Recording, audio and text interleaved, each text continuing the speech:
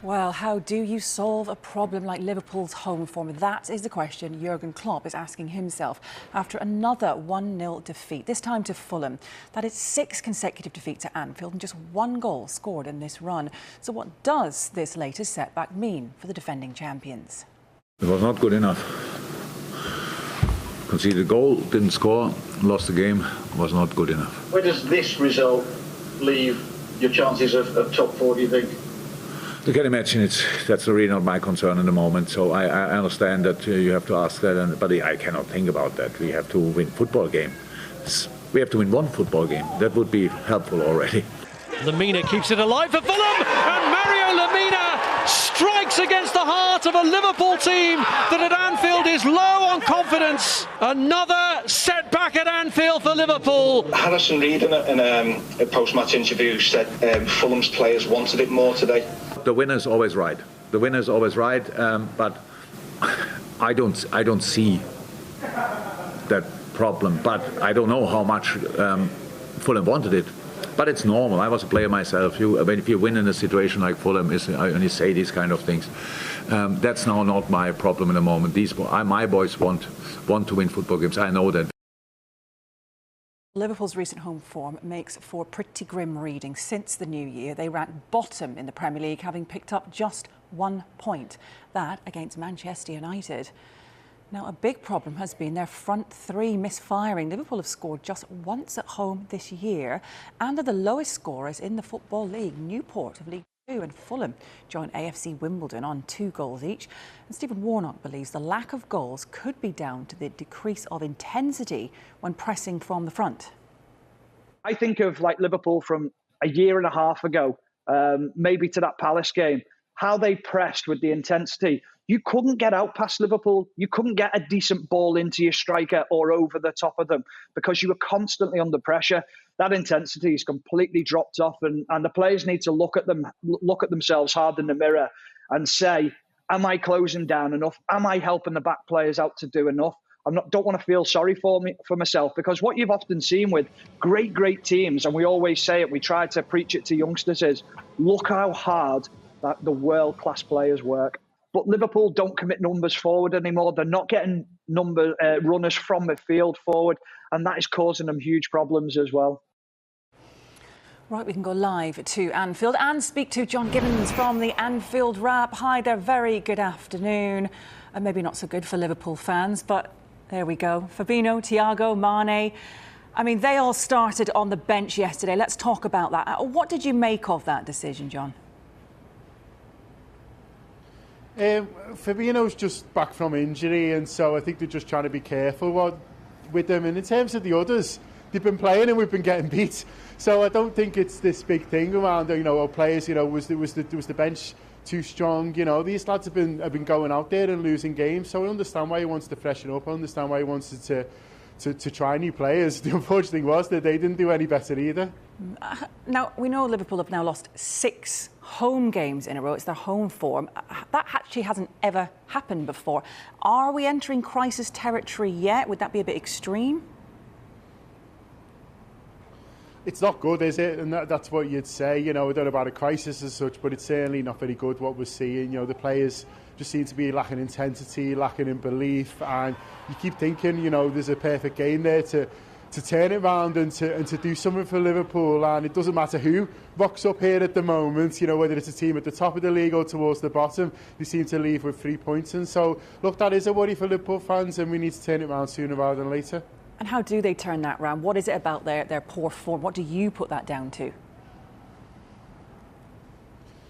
I mean, look, there's been a lot of injuries, obviously, so far this season. But at first, they seem to cope with that pretty well. But then maybe asking too many of the same players to go again, the intensity's dropped. Here's Steve Warnock talking there about, a lack of pressing and things. And I think that's come from, fatigue, from playing, the same people all the time. And bit of the lack of the, tough to motivate themselves to sort of go again when they know the league title's lost. There's no supporters in here. We like to think that we play our part when we come here to Anfield, and at the moment, we can't do that. So it's as frustrating for us as it is, for the players, I'm sure, really. But hopefully we've got a little break now. There's the Champions League game, they should go through, so we'll have a Champions League quarter-final, hopefully, to look forward to. And then that Wolves game is away from Anfield, so hopefully, we can get something out of that, and then a break just to get some more lads back, to get some more players back, to get some more of the leaders back into the team, really. And that's what we seem to lack at the moment, is a little bit of a leadership out there as well. Yeah, I mean, how important is that, do you think? Now, Henderson's out, of course, they're kind of lacking that kind of captain and motivator, which you mentioned in your previous answer.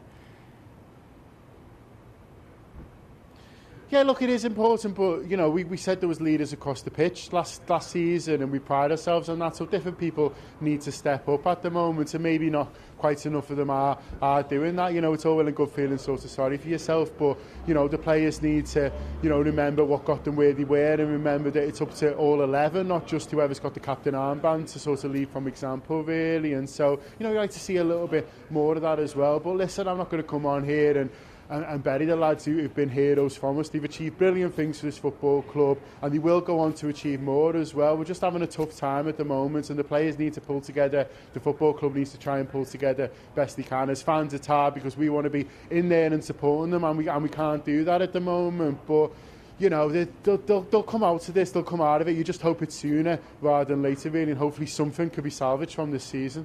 Yeah, what do we think will be salvaged? Because if Liverpool don't finish in the top four or then win the Champions League to make sure of European football next season, what could the repercussions for the club be?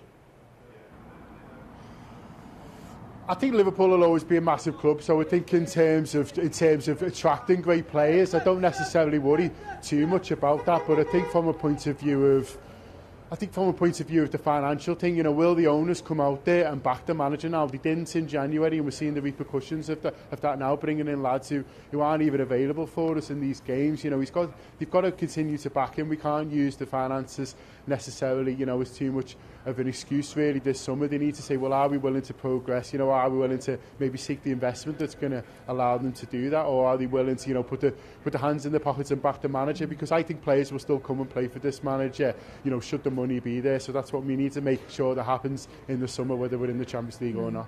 Yeah, do you think the owners then perhaps are a little to blame, and they should have maybe had a bit more input and investment? I mean, losing Virgil van Dijk, of course, should they have had a bit more help there?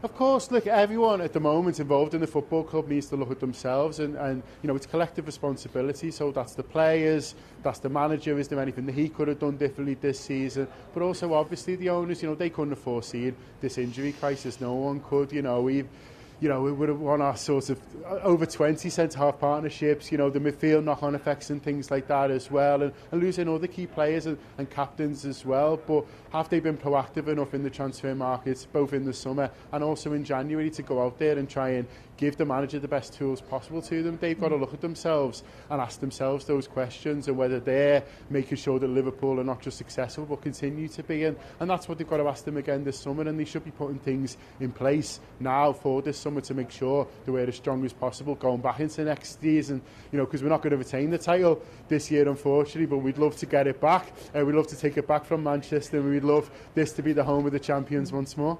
Absolutely. You mentioned obviously there about strengthening, mentioned looking to the summer. Once Liverpool do have all their key players back, it is a very healthy squad. But as for strengthening in the summer, do you think they will need to absolutely make sure that there are key players and positions that need to be looked at to build?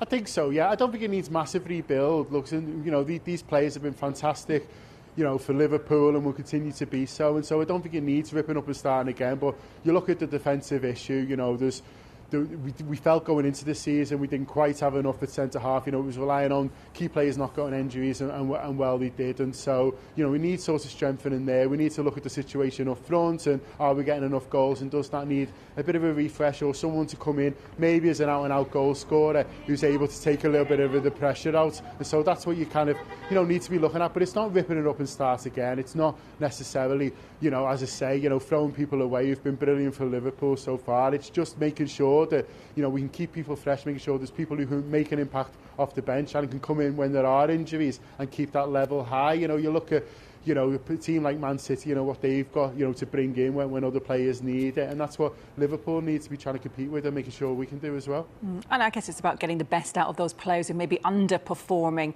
at the moment. We know Thiago got injured very early on in the season in the Merseyside derby. Do you think Klopp is going to be able to get the best out of him? Do you see him improving?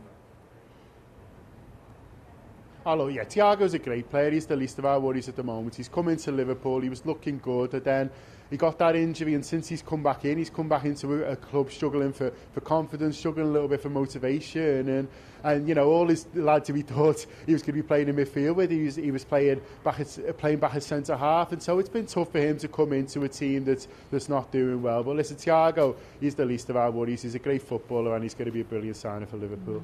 Klopp sadly looked very deflated, hasn't he? We've got the image over my shoulder just with his head in his hands. How much do you think this is taking out of him? Look, it's tough for Jurgen. Jurgen, you know, he's had a tough year off the pitch. Everyone knows about that as well. And so it'll be hard for him, you know, in terms of, you know, getting himself going at the moment. And he's been such a leader for this team and such a motivator. And also he feeds off the crowd. You know, you see him so often during games, you know, he's turning around to the crowd to feed off, you know, our energy and also sort of to get us going as well. And so it'll be tough for him, you know, going out in front of an empty stand and feeling like everyone's sort of looking for him to make it happen. And he's not a miracle worker either. You know, he can only work with what he's got, and what he's had to work with so often this season, you know, hasn't been enough, and it's been tough, you know, and so he is a fantastic manager, and he's a fantastic leader, and he'll continue to be a great manager for this football club. But he just needs a little bit of help at the moment. He needs a bit of help from his backroom staff in terms of finding solutions to these problems. He needs a bit of help from the players who need to be going out there and stepping up, and he needs a bit of help from FSG, the owners as well, who are making sure they're backing him in the summer, because there's no better manager for this football club than Jurgen Klopp, and that's been proven, and he'll prove that again. And finally, you say no better manager, but one man who is doing great things up in Scotland, we've got to mention, of course, Steven Gerrard, finally winning a title, but with Rangers, of course. He'll obviously be feeling delighted about that. And he'll also probably be looking about making a next step in his management journey as well. Always a bit disrespectful to talk about, you know, replacing managers when they're in a job, but surely Steven Gerrard is now perfectly lined up to come into Liverpool when the time comes. Listen, we're all delighted for Steven Gerrard up here in Liverpool. Obviously, it was a sad weekend in terms of, you know, our team and our results, but to see Steven being a league champion up there and just seeing the joy sort of on his face was brilliant, and I'm absolutely made up for Steven Gerrard. But I think he'd say probably this job at the moment is a little bit too soon for him at the moment. You know, he's doing really well at Rangers, seems to be really enjoying it, so why not, you know, stay up there for a little bit longer. He's doing great in Europe this season as well, so could go far in that competition. I'm sure he'll want to retain that league title. So no one's in any rush to bring Steven down here too soon. You know, Jurgen is the man for us at the moment. He signed a long contract. I'm sure he wants to see it out. But Steven's doing great, and maybe he will be the next Liverpool manager. Who knows? But I don't think anyone here at the moment, including Steven, wants that anytime soon. John, it's been a pleasure. Thank you very much indeed. Cheers. Thanks very much. Oh, well, Liverpool are currently on target for the third worst title defence in Premier League history. If they carry on taking 1.54 points per game, they'll end up with 59 at the end of this season. That's only better than Leicester this season. They sacked Claudio Ranieri, and Chelsea this season, they sacked Jose Mourinho for the second time.